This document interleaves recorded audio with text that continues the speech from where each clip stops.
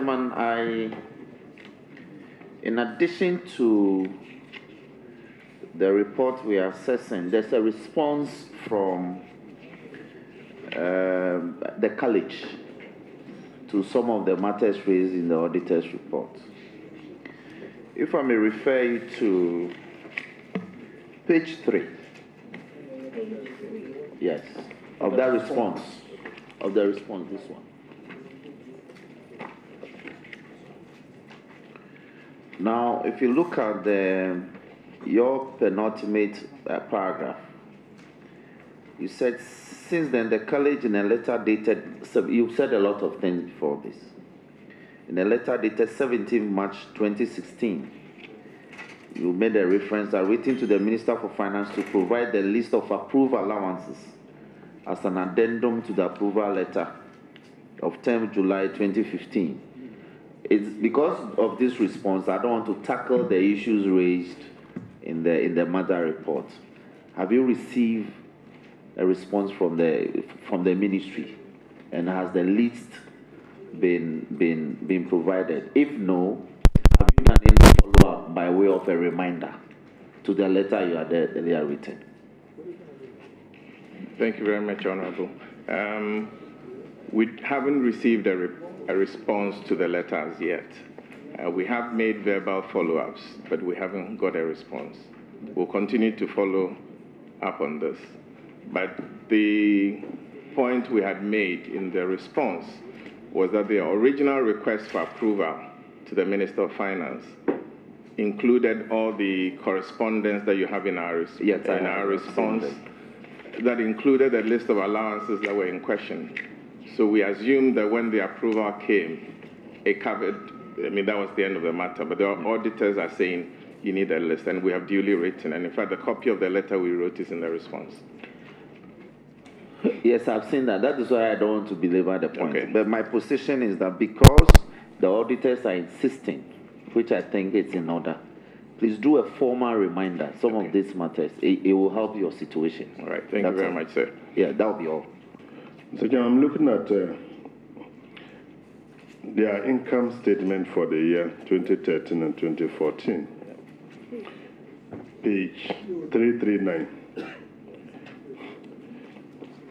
Mr. Chairman, my issue has to do with employee compensation, where in 2013, it was 521,943.37, but this significantly reduced to 378,485.09, a reduction of 27.5%. Is it that they saw it prudent sacrificing for the nation, or what was the reason for that?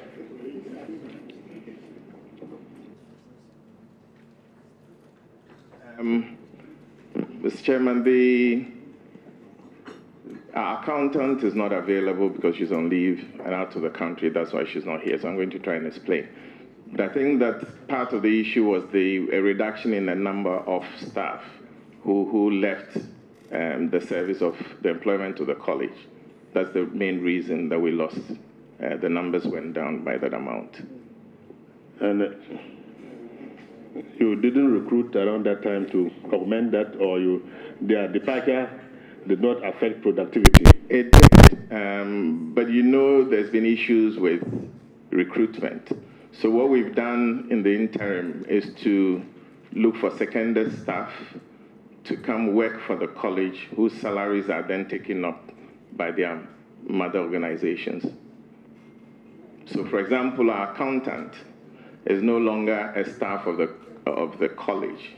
Is on secondment from the accountant general. The internal auditor, the same, and the few other people who are working with us who are on secondment from other agencies. Okay, so what you are saying is that since 2014, the issue from 2014 up to now is still the same? Yes. That's the strategy you are using? Well, we haven't got the approvals and the clearance to employ, so that has been the problem. Clearly, the college has the capacity to wean itself of any government support. Do you not? Honorable, on the contrary, we really are struggling financially to break even. We currently run the affairs of the college, goods and services, investments, everything from IGF. And the biggest source of IGF is fees that residents pay to the college. I think about 85% comes from the fees of residents. The rest of the monies we get in comes from continuous professional development programs that we run, and also donations that come to the college. So how many students do you have currently, and how much is the fees? Well, the fee per resident is approved by Parliament. It's $7,500 per year. We run 2 different programs. There's a 3-year membership program that makes you a specialist, and another 2 to 3 year fellowship program that makes you a senior specialist or consultant eligible. Since the college started about 13 years ago, cumulatively we've got on our books, I think we have about 3,000 doctors who are passing through the college at various stages. But we have produced 805 specialists for the country in 12 years, and 57 consultants for the country in 12 years. And most of them are in the country offering service. What would it take to bring you on an even keel? You talk about struggling to break even.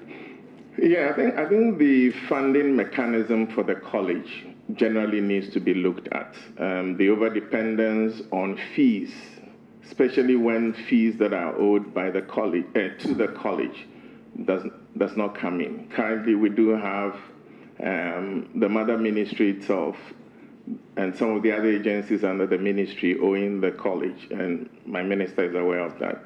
But those are the things that hamper what we do. And what steps have you undertaken to ensure that those monies are recouped or paid back to you? Honorable, we have written to all the debtors to the college. We have actually also suggested payment plans for them to, over time, make good the money that are owed the college. Does this include students? Yes, but, the students are not meant to pay for themselves, because the arrangement are that they're meant to be paid for by the ministry and the agencies under the ministry. So that's really where the problem is. Minister, can you tell us why you are not paying them? Thank you very much, Mr. Chairman. We all know the challenges the various ministries are facing. I'm sorry, we don't know. Oh, okay. Then I will take this opportunity to tell you that recently we had to cough up about $13 million to pay for a debt coming from the past 3 years, just so that we can get Gavi to supply us with essential vaccines that run short. So if you have a choice between paying some debt to get vaccines to children and mothers versus paying your agency for services rendered to Ghanaians, I believe that it is not unreasonable for us to have chosen to pay so that we can get the vaccines. How do you ensure that they are training the specialists that the country needs to be able to take care of these mothers who are relying on these essential services? It boils down to the same issue, because if the specialists are not in place, then the hospitals can't run. Would you not agree? We do understand, and I agree with you. Is the capping affecting you? Definitely, every institution every state institution is affected by the capping. So they are no exception. I wanted to be clear. You said for the past 3 years they've accumulated a debt of $13 million, not in Ghana cedis, and you've been able to raise that amount to clear it up. I just wanted to be yes, clear exactly so.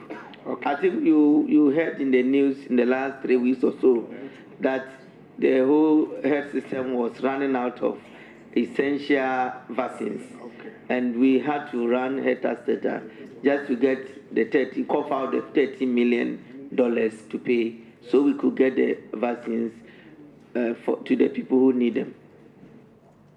Chairman, I want to find out from the director or the team from the College of Physicians and Surgeons about the issue regarding the payment of allowances, salary-related allowances, which were unapproved. I see in your response that you've attached letters that were written to that effect. However, it is clear in the response from the Ministry of Finance, dated 22nd April 2013, that some of the allowances that were being paid were incorporated into your salary once you were migrated onto the single spine salary structure. What steps have been taken to recover those allowances that were paid earlier on? When the salaries of staff of the college was migrated onto the single spine by that same letter that you're referring to from the Minister of Finance, this was in April 2013.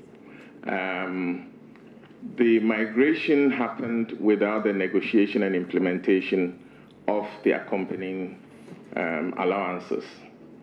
So the same letter asked the college to continue, the staff of the college to continue to enjoy those old allowances until full implementation of migration. That has not happened.